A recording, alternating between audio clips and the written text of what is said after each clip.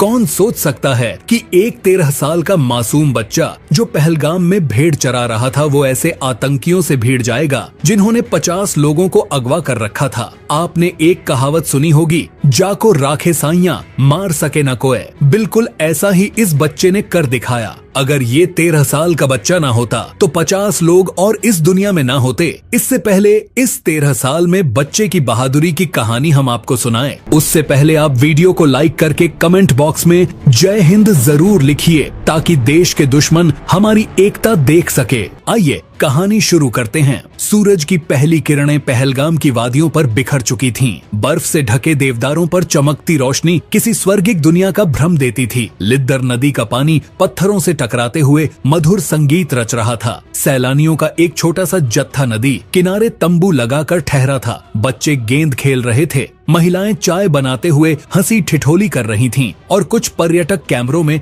इस जन्नत को कैद करने में मशगूल थे। इन्हीं गलियों में पहाड़ियों की गोद में एक 13 साल का लड़का आरिफ हर दिन की तरह भेड़ों के झुंड को चराने निकला था। उसके चेहरे पर मासूमियत और आंखों में एक अलग सी चमक थी, जैसे इस दुनिया को समझने की ललक हो। आरिफ का परिवार पीढ़ियों से इस इलाके में रह रहा था। पिता यूसुफ मामूली किसान और माँ फातिमा घर संभालने वाली। छोटा सा घर लेकिन दिल बड़े। आरिफ ज्यादा दूर मत जाना, फातिमा ने आवाज लगाई थी सुबह सुबह। कल रात कुछ अजीब हरकतें दिखी थीं जंगल के पार। आरिफ ने मुस्कुराते हुए सिर हिलाया और अपनी लकड़ी की छड़ी उठाकर निकल पड़ा। उसे पहाड़ों की हर पगडंडी, हर गुफा, हर झरना मालूम था। यहीं तो उसकी दुनिया बसती थी। दिन चढ़ता गया। पहलगाम की गलियां भीड़ से भरने लगीं। एक तरफ बर्फ से खेलने वाले बच्चे, दूसरी तरफ नए आए टूरिस्टों का शोर। बाजारों में गर्मा गर्म कहवा, कश्मीरी चाय और बकरखानी की महक तैर रही थी। इसी बीच दूर घाटी के एक कोने में कुछ अजीब सी हलचल मची। 4 लोग अजनबी से लगने वाले फौजी वर्दी जैसी जैकेटों में पहने हुए चुपचाप एक पुराने मंदिर के पास जमा हो रहे थे। उनके कंधे पर भारी बैग और आंखों में अजीब सी कठोरता थी। किसी ने ध्यान नहीं दिया क्योंकि पर्यटक तो आए दिन नए नए पहनावे में नजर आते रहते हैं। आरिफ अपने झुंड को चराते चराते एक ऊंचे टीले पर चढ़ा था। वहां से पूरा मैदान दिखता था। उसकी पैनी नजरों ने उन अजनबियों की हरकतें पकड़ लीं। वे इधर उधर देख रहे थे, जैसे कुछ तलाश रहे हों या तय कर रहे हों कि आगे क्या करना है। आरिफ को हल्का शक हुआ। पहलगाम जैसे शांत इलाके में इस तरह छुप छुप कर घूमना सामान्य बात नहीं थी। वह चुपचाप झाड़ियों के पीछे से उन्हें देखने लगा। कुछ मिनटों बाद उन चारों ने इशारों में आपस में बात की और धीरे धीरे टूरिस्ट कैंप की तरफ बढ़ने लगे। ये लोग कोई सैलानी नहीं हैं, आरिफ के दिल ने कहा। वह तेजी से नीचे उतरा और दौड़ते हुए गांव की तरफ भागा। पर बाजार में घुसते ही एक और अजीब चीज देखी। 2 जीपें जिन पर काले शीशे लगे थे बिना नंबर प्लेट के चुपचाप अंदर आ रही थीं। ड्राइवरों के चेहरे पर नकाब और हाथों में भारी बंदूकें। आरिफ के कदम वहीं थम गए। उसकी सांसें रुक गईं। पहली बार उसने असली खौफ को इतने करीब से देखा था। अचानक चारों ओर अफरा तफरी मच गई। बंदूकधारी तेजी से भीड़ के बीच घुस आए। गोली नहीं चलाई लेकिन हथियार दिखाकर सबको चुप करवा दिया। सब जमीन पर लेट जाओ, एक चीख गूंजी। पर्यटक, दुकानदार, बच्चे, बूढ़े सब घबराकर जमीन पर लेट गए। कुछ महिलाएं रोने लगीं। बच्चे चिल्लाने लगे। आरिफ भी एक दुकान के पीछे छिप गया। वह कांप रहा था लेकिन उसकी आंखें खुली थीं। दिमाग तेज चल रहा था। बंदूकधारियों ने चुन चुनकर करीब 50 लोगों को पकड़ लिया। विदेशी टूरिस्ट, कुछ भारतीय सैलानी और कुछ स्थानीय दुकानदार, सबको लाइन में बांध दिया गया। जो भी भागने की कोशिश करेगा गोली मार दी जाएगी। एक नकाबपोश घुर्राया। आरिफ ने देखा उसके पिता यूसुफ भी उन 50 लोगों में थे। उसका दिल कांप उठा पर रोने या चिल्लाने का वक्त नहीं था। उसे कुछ करना था, कुछ बड़ा। चुपचाप धीरे धीरे वह झाड़ियों के पीछे पीछे आतंकियों के मूवमेंट को देखता रहा। एक आतंकी फोन पर बात कर रहा था, शायद अपने गिरोह से। काम शुरू हो गया है, वह कह रहा था। आरिफ की आंखों में एक चमक आ गई। उसे एहसास हुआ अगर वह अभी कुछ नहीं करेगा तो सब खत्म हो जाएगा। वह पीछे मुड़ा। हवा में ठंडक थी, दिल में डर, पर दिमाग में एक विचार, अगर कोई रास्ता है तो उसे मैं खोज लूंगा। और इसी पल शुरू हुई थी पहलगाम की उस वीरान सुबह से निकलती एक अद्भुत कहानी, जहां एक 13 साल का बच्चा साया बनकर आतंक के अंधेरे में रोशनी की उम्मीद बनने वाला था। पहलगाम के आसमान में अजीब सा सन्नाटा छा गया था। आमतौर पर जहां बच्चे दौड़ते थे, दुकानदार आवाजें लगाते थे, वहाँ अब बर्फ की तरह जमी हुई खामोशी थी। हर कदम पर डर के साए मंडरा रहे थे। आतंकी अब पूरी तैयारी के साथ काम कर रहे थे। उन्होंने मैदान के एक कोने में कब्जा जमा लिया था, बंधकों को घेर कर बीच में बैठा दिया था। कुछ आतंकी निगरानी कर रहे थे, कुछ रेडियो से लगातार अपने साथियों से संपर्क में थे। आरिफ झाड़ियों के पीछे दुबका हुआ सब देख रहा था। उसके दिल की धड़कनें जैसे हर पल बढ़ती जा रही थीं। वह जानता था ये कोई साधारण घटना नहीं थी, यह पहलगाम की रूह को चीर देने वाली साजिश थी। तैयारी पूरी है, अब सरकार से संपर्क करो, एक आतंकी ने कहा। उसके पास एक सैटेलाइट फोन था जिससे उसने दिल्ली में किसी नंबर पर कॉल लगाया। हमारे लोग कैद हैं, अब हमारे साथी रिहा करो, वरना इन बंधकों की लाशें गिनते रहोगे, उसने धमकी भरे लहजे में कहा। आतंकी सिर्फ धमकी नहीं दे रहे थे, वे पूरी तरह तैयार थे जान लेने के लिए। उनकी आंखों में दया का नामो निशान नहीं था। आरिफ ने धीरे धीरे आसपास का जायजा लिया। कौन कहाँ तैनात है, कितने बंदूकधारी हैं, किसके पास किस तरह का हथियार है। गिनती करते करते उसने अंदाजा लगाया, कम से कम 12 आतंकी थे। ज्यादातर के पास AK-47 राइफलें, कुछ के पास हैंड ग्रेनेड और एक के पास लंबी दूरी की स्नाइपर गन भी थी। तुम में से कोई भी अगर बचने का सपना देख रहा है तो भूल जाओ, एक आतंकी चिल्लाया। यह पहाड़ तुम्हारी कब्र बनेंगे। तभी एक अजीब घटना हुई। एक बुजुर्ग पर्यटक जो अपने पोते के साथ था खड़ा हो गया और बोल पड़ा, बच्चों को छोड़ दो, हमें जो करना है करो, लेकिन बच्चों को छोड़ दो। एक आतंकी तमतमाया और उसे धक्का मार दिया। बुजुर्ग नीचे गिर पड़ा, बच्चा रोने लगा। आरिफ के भीतर आग सुलग उठी, पर अभी गुस्से से नहीं, समझदारी से काम लेना था। हर पल अहम था। आसमान धीरे धीरे काले बादलों से ढकने लगा। बर्फबारी का मौसम करीब था। इसका मतलब था कि हेलीकॉप्टर से ऑपरेशन मुश्किल होगा। अगर जल्द कुछ नहीं किया गया तो आतंकी यहाँ हफ्तों तक कब्जा जमा सकते थे। आरिफ ने अपने जेब में हाथ डाला। बस एक छोटी सी सीटी थी उसके पास, जो वह अक्सर भेड़ों को बुलाने के लिए इस्तेमाल करता था। फिर उसे अपने दादा की एक बात याद आई, जहाँ बंदूक काम नहीं आती वहाँ दिमाग काम आता है बेटा। वह वापस छिपते हुए गांव की तरफ बढ़ा। गांव में भी अजीब सा सन्नाटा था। लोगों ने दरवाजे बंद कर लिए थे। हर कोई जानता था आतंकियों से भिड़ना मौत को बुलाना है, पर कुछ लोग थे जो बाहर झांक रहे थे, एक उम्मीद लिए कि कोई चमत्कार हो। आरिफ एक सुनसान गली में पहुंचा,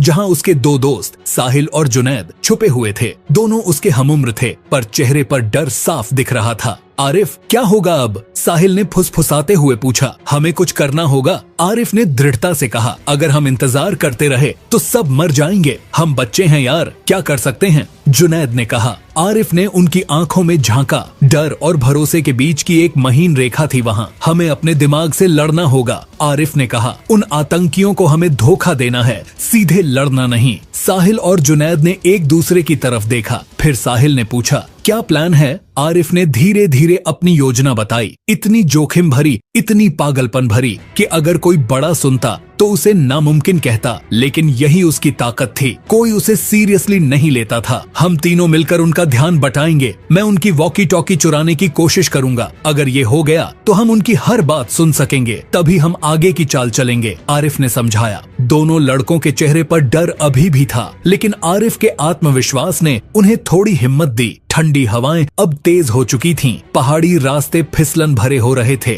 मौसम आतंकियों के खिलाफ था, बस इसे सही तरीके से इस्तेमाल करना था। अगर हम अभी नहीं हिले तो कल सुबह हम में से कोई नहीं बचेगा, आरिफ ने फुसफुसाते हुए कहा। तीनों ने कसकर हाथ मिलाया। अब कोई पीछे नहीं हटेगा। आरिफ ने आसमान की तरफ देखा। बादलों के पार कहीं उसे एक किरण दिख रही थी और उस क्षण उसने ठान लिया था, चाहे जान चली जाए, लेकिन पहलगाम के इन मासूम लोगों को वह बचा कर रहेगा। पहलगाम का वो इलाका अब एक अस्थायी किले में बदल चुका था। आतंकियों ने बंधकों को एक पुराने वीरान गेस्ट हाउस में ले जाकर बंद कर दिया था। खिड़कियों पर तख्तियां ठोक दी गई थीं, दरवाजों पर लोहे की जंजीरें डाल दी गई थीं। अंदर 50 लोग, बूढ़े, जवान, बच्चे, एक दूसरे के करीब सिकुड़े बैठे थे, जैसे जिंदगी का आखिरी सूरज डूबने वाला हो। बंधकों में आरिफ के पिता यूसुफ भी थे। चेहरे पर डर नहीं था, लेकिन चिंता थी अपने बेटे के लिए, अपने परिवार के लिए। वह दूसरों को हिम्मत देने की कोशिश कर रहे थे।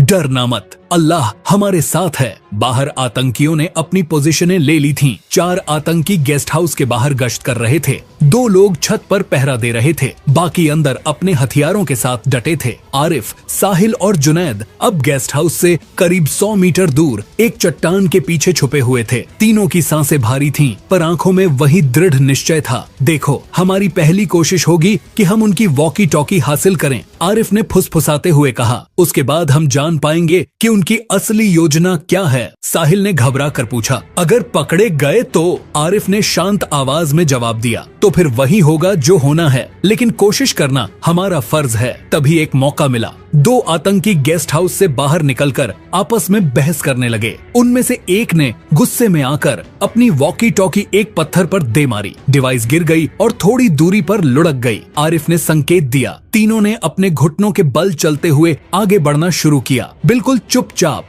जैसे साया। बर्फ पर चलते हुए हल्की सी चरमराहट हुई, लेकिन बहस में उलझे आतंकियों ने ध्यान नहीं दिया। आरिफ ने हाथ बढ़ाकर वॉकी टॉकी उठा ली। उसकी धड़कनें इतनी तेज थीं कि उसे खुद सुनाई दे रही थीं। भागो, उसने होंठों से इशारा किया। तीनों तेजी से उल्टी दिशा में झाड़ियों के बीच घुस गए। वहां पहुंचकर उन्होंने वॉकी टॉकी ऑन की। फौरन आवाजें आने लगीं। टीम 1, रिपोर्ट करो, बंधक सुरक्षित हैं, निगरानी जारी है, सैटेलाइट लिंक एक्टिव करो, आधे घंटे में लोकेशन बदलनी होगी। उच्चाधिकारी से आदेश आया है, शाम तक अगर मांगे नहीं मानी गईं तो 5 बंधकों को मार देना है। तीनों लड़कों के चेहरों से खून उतर गया। समय कम था। आतंकियों का प्लान बेहद खतरनाक था। अगर हमने कुछ नहीं किया तो आज रात कुछ लोग मारे जाएंगे, साहिल बुदबुदाया। नहीं, आरिफ ने दांत भींचते हुए कहा, हम उन्हें रोकेंगे। तीनों ने वॉकी टॉकी को सुरक्षित रखा। अब उनके पास आतंकियों की बातचीत सुनने का एक हथियार था, लेकिन इससे भी बड़ी बात, उन्हें आतंकियों की कमजोरी का अंदाजा हो चुका था। आतंकी घबराए हुए थे। वे लंबा ऑपरेशन नहीं चाहते थे, तेजी से काम खत्म कर जल्द से जल्द भागना चाहते थे। अगर हम उन्हें और उलझा दें तो पुलिस और फौज को समय मिल जाएगा, आरिफ ने सोचा।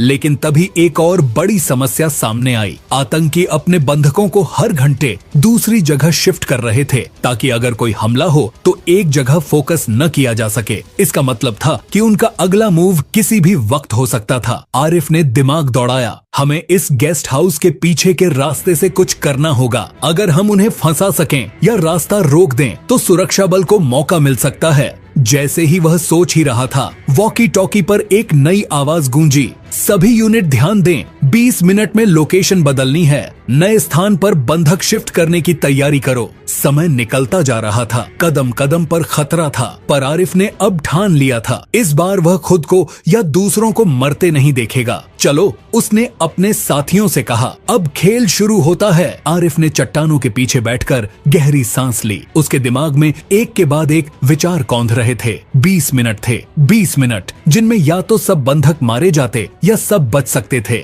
बीच का कोई रास्ता नहीं था। वह अपनी आंखें बंद कर कुछ पल सोचने लगा। उसके दादा की कहानियां याद आईं। कैसे पुराने जमाने में योद्धा बिना ताकत के सिर्फ चतुराई से दुश्मनों को हराते थे। दुश्मन को अपनी चाल में फंसा लो उससे पहले कि वो तुम्हें फंसाए, दादा कहते थे। आरिफ ने फैसला किया, उसे आतंकियों को भ्रमित करना होगा। उन्हें लगे कि सुरक्षा बल उन तक पहुंच चुके हैं। अगर वे डर गए तो जल्दबाजी में गलती करेंगे। हमें उनके दिमाग से खेलना है, गोली से नहीं। आरिफ ने साहिल और जुनैद से कहा। कैसे? साहिल ने घबराते हुए पूछा। आरिफ ने 4 पॉइंट्स में अपनी योजना समझाई। 1, भ्रम फैलाना। वे वॉकी टॉकी से फर्जी संदेश भेजेंगे, जैसे कि सुरक्षा बल ने चारों ओर घेराबंदी कर ली है। 2, रास्ता अवरुद्ध करना। गेस्ट हाउस के पिछले गेट को पत्थरों और लकड़ियों से बंद कर देंगे ताकि आतंकी वहां से निकल न सकें। 3, छोटी मोटी विस्फोट की आवाजें करना। पटाखों जैसे शोर से आतंकियों को लगेगा कि गोलाबारी शुरू हो गई है। 4, बंधकों को इशारा देना। एक छोटा संकेत,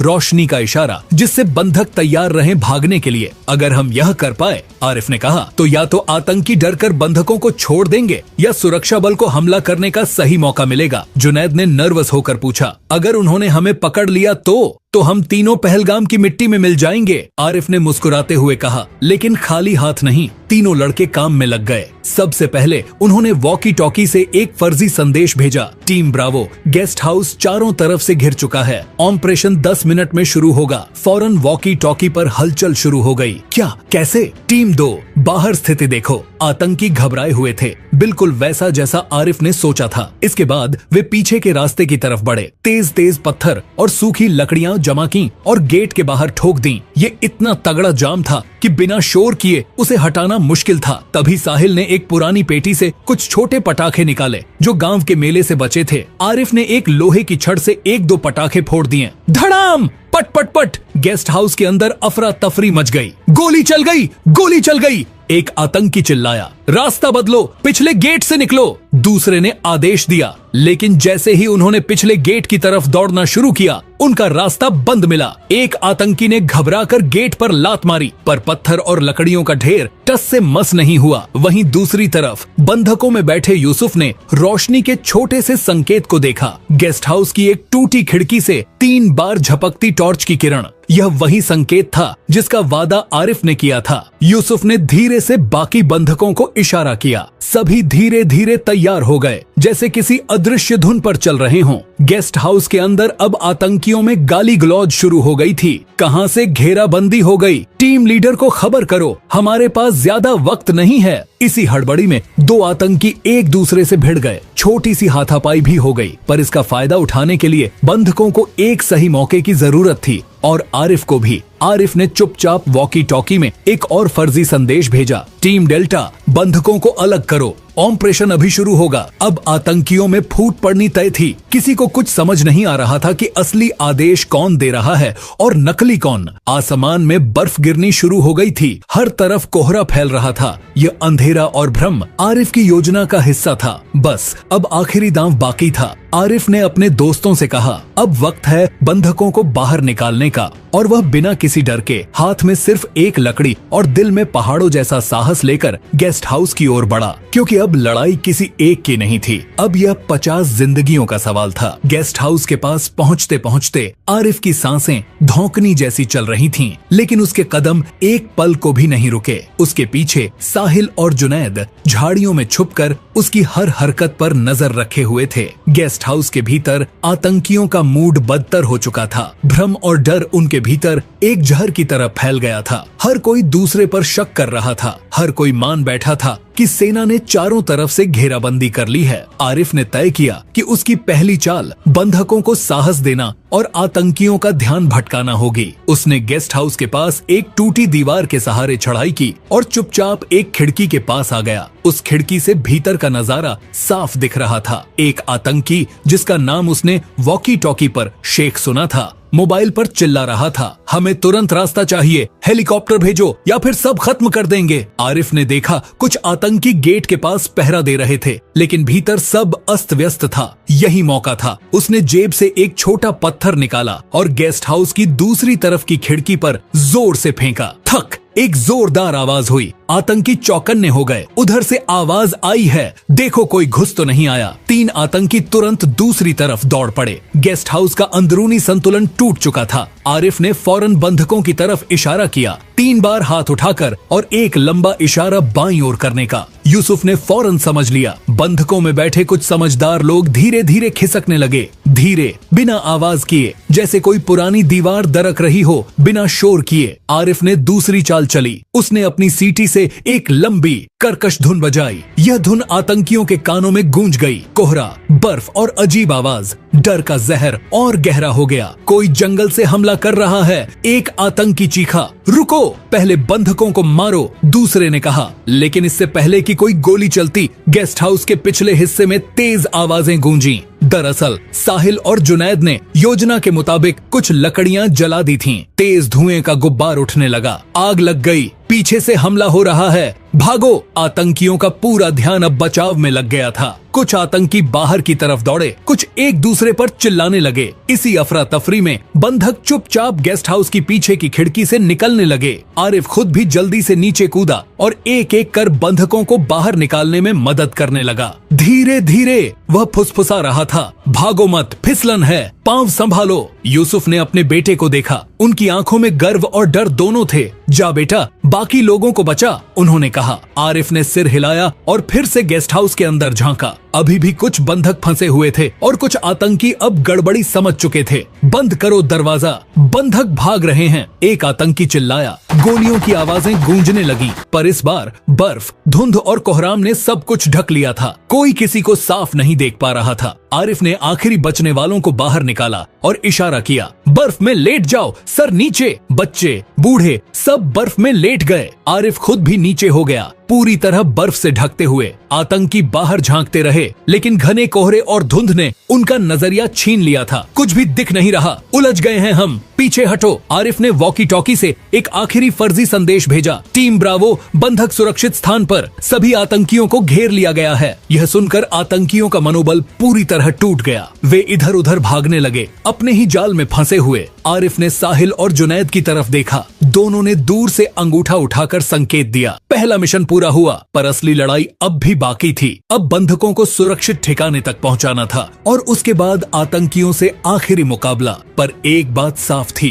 अब डर उनके हिस्से में था, उम्मीद हमारे हिस्से में। आरिफ ने गहरी सांस ली। बंधक अब गेस्ट हाउस से बाहर थे, लेकिन सुरक्षित नहीं। जंगल का इलाका, घना कोहरा और चारों तरफ हथियारबंद आतंकियों का खतरा। हर कदम पर मौत मंडरा रही थी। आरिफ जानता था, बर्फ में छुपने से ज्यादा उन्हें छुपकर आगे बढ़ना होगा, पर इससे भी बड़ा काम अभी बाकी था। दुश्मनों के बीच घुसपैठ करना। गेस्ट हाउस के भीतर बचे हुए आतंकी अब भीतर भीतर फटने लगे थे। कुछ लोग इस घेराबंदी को फर्जी मान रहे थे, कुछ पूरी तरह डर से पागल हो रहे थे। एक आतंकी, जिसका नाम आरिफ ने रेडियो पर कमरान सुना था, सबसे ज्यादा गुस्से में था। किसने कहा कि हम गिरे हैं? कोई हमारे अंदर से हमें धोखा दे रहा है, वह चिल्लाया। शायद कोई बंधक था, दूसरे ने कहा। यहीं से आरिफ को एक और योजना सूझी। वह तय कर चुका था, दुश्मनों के बीच जाकर उनकी आखिरी चाल जाननी होगी। अगर उसे पता चल गया कि उनका एग्जिट प्लान क्या है, तो बचाव दल को सही दिशा दी जा सकती थी। साहिल, जुनैद, आरिफ ने फुसफुसाते हुए कहा, तुम लोग बाकी बंधकों के साथ पहाड़ी के नीचे चले जाओ, मैं यहीं रुकता हूँ। तू पागल है? साहिल ने कहा, तेरी जान चली जाएगी। किसी को उनके प्लान का पता नहीं चलेगा तो सब मारे जाएंगे। आरिफ ने गंभीरता से कहा, अब वक्त है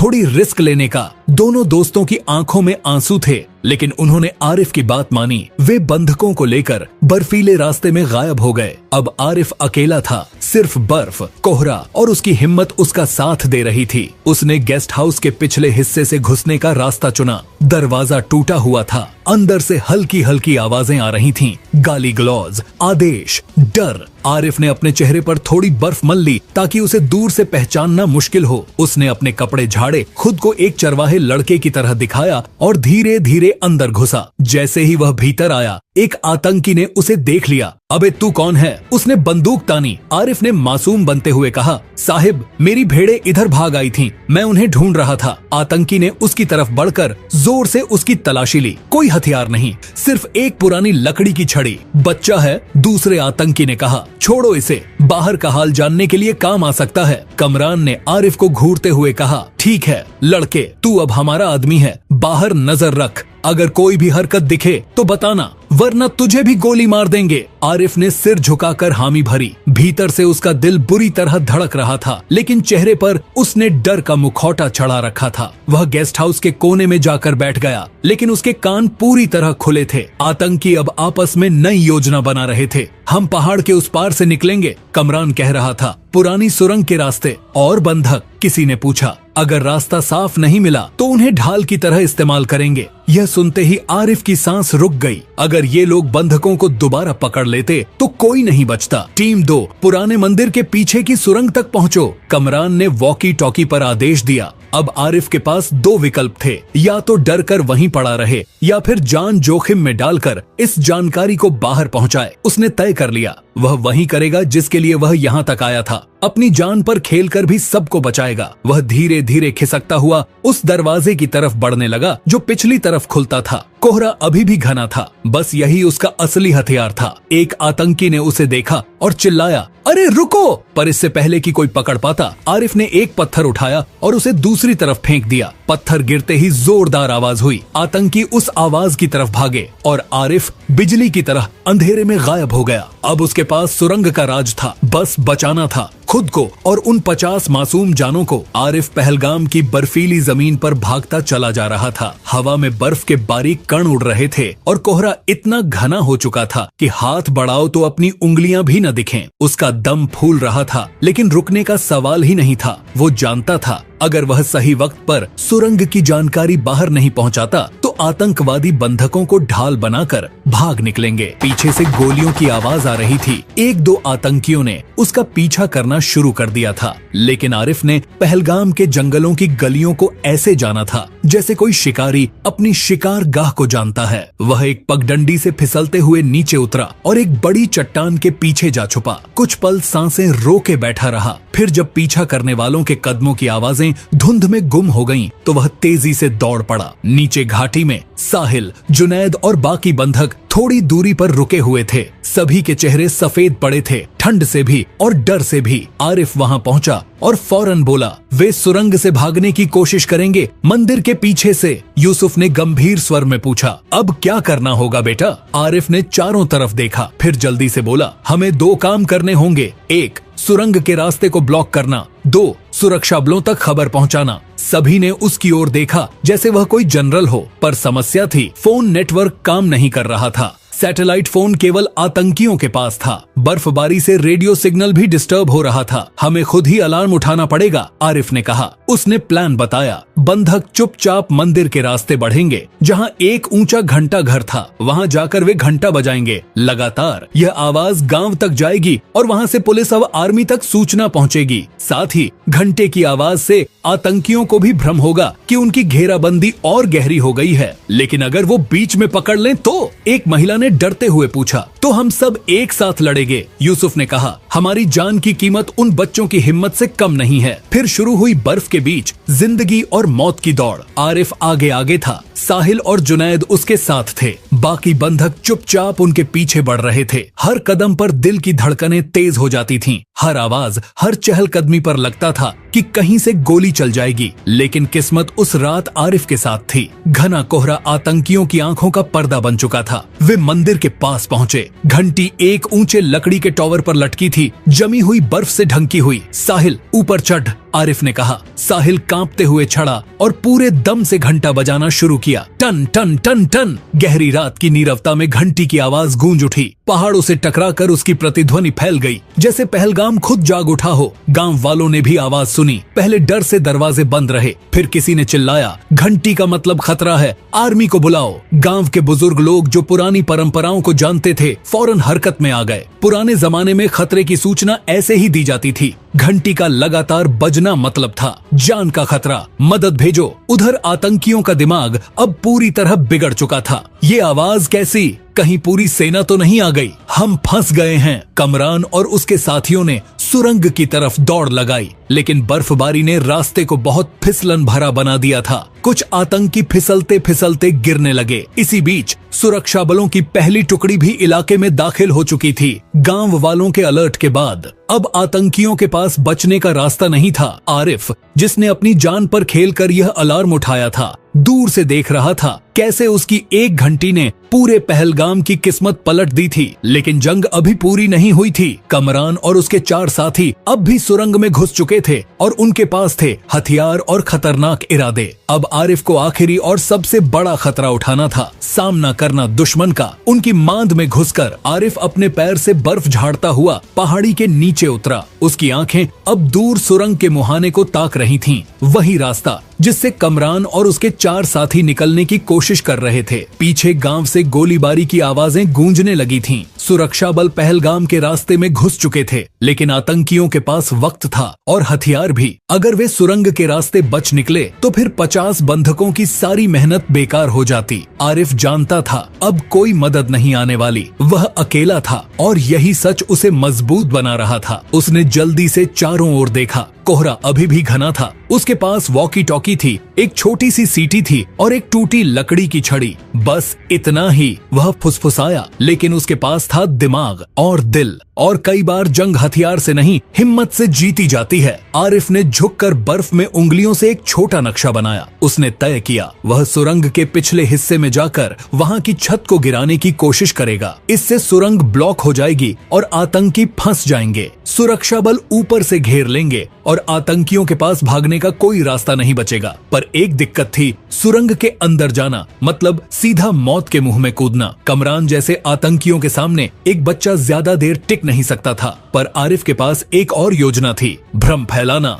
हमला करना नहीं। उसने वॉकी टॉकी से फर्जी संदेश भेजा, टीम चार्ली, सुरंग का पिछला हिस्सा उड़ाने के लिए तैयार हो जाओ, विस्फोटक सेट करो, 3 मिनट में ब्लास्ट। यह सुनते ही सुरंग के भीतर भगदड़ मच गई। कमरान की आवाज आई, जल्दी करो, जल्दी भागो। आरिफ ने बर्फीले रास्ते पर चलते हुए सुरंग के पिछले हिस्से तक पहुंचने की कोशिश की। घुटनों तक बर्फ थी, सांसें टूट रही थीं, लेकिन वो रुका नहीं। सुरंग के पिछली तरफ पहुंचते ही उसने देखा छत के कुछ पत्थर ढीले थे। अगर सही जगह पर जोर लगाया जाए तो रास्ता गिराया जा सकता था। उसने लकड़ी की छड़ी से एक बड़ा पत्थर खींचने की कोशिश की। पहली बार में नहीं हिला, दूसरी बार भी नहीं, पर तीसरी बार पत्थर खिसक गया। धड़ाम। सुरंग के उस हिस्से में जोरदार आवाज हुई। ऊपर से बर्फ और मिट्टी गिरने लगी। भीतर आतंकियों ने भी आवाज सुनी। पीछे धमाका हो गया, हम फंस गए हैं। कमरान ने वॉकी टॉकी से मदद मांगनी चाहिए, लेकिन रेडियो सिग्नल अब बहुत कमजोर हो चुका था। उधर आरिफ तेजी से पत्थर और लकड़ी खिसकाता रहा। उसकी उंगलियां ठंड से सुन्न हो गई थीं, लेकिन उसने हार नहीं मानी। थोड़ी ही देर में सुरंग का पिछला हिस्सा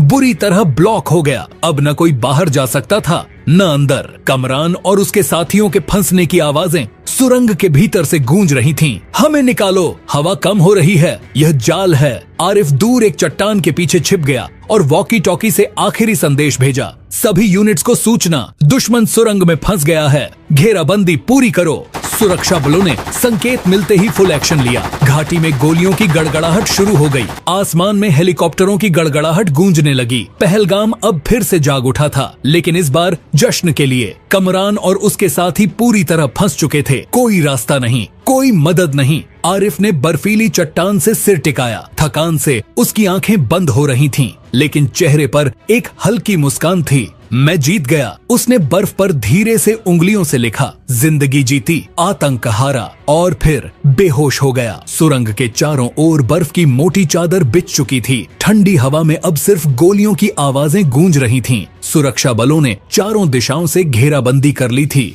कमांडो दस्ते तेजी से पोजीशन ले रहे थे। पहलगाम के पहाड़ों ने भी जैसे अपनी सांसें रोक ली थीं, इंतजार करते हुए उस आखिरी पल का जब सब खत्म होगा। आरिफ बेहोश था, बर्फ में आधा दबा हुआ। उसका शरीर ठंड से नीला पड़ने लगा था, लेकिन किस्मत अब उसके साथ थी। जंगल से आते एक सैनिक की नजर उस पर पड़ी। यह बच्चा कौन है? सैनिक ने फौरन उसे उठाया और सुरक्षित स्थान पर ले गया। उधर सुरंग के अंदर फंसे कमरान और उसके 4 साथी पागलों की तरह इधर उधर भाग रहे थे। हवा कम हो रही थी, रास्ता बंद था और ऊपर से गोलियों की आवाजें उनकी हिम्मत तोड़ रही थीं। कमरान ने अपने साथियों से गुर्रा कर कहा, हथियार डालने का सवाल ही नहीं, जान देना मंजूर है पर सरेंडर नहीं। लेकिन उसके साथी अब टूट चुके थे। हम मरेंगे यहाँ अंदर घुट घुट कर, हमें बाहर निकलना होगा। इस घबराहट का फायदा उठाया सुरक्षा बलों ने। उन्होंने सुरंग के दोनों सिरों पर आंसू गैस के गोले छोड़े। धुएं से भरी हवा सुरंग के भीतर भरने लगी। घुटन से बेहाल आतंकी एक एक कर बाहर निकलने लगे। जैसे ही कोई बाहर आता, चारों ओर से सैनिक घेर लेते। हथियार फेंको,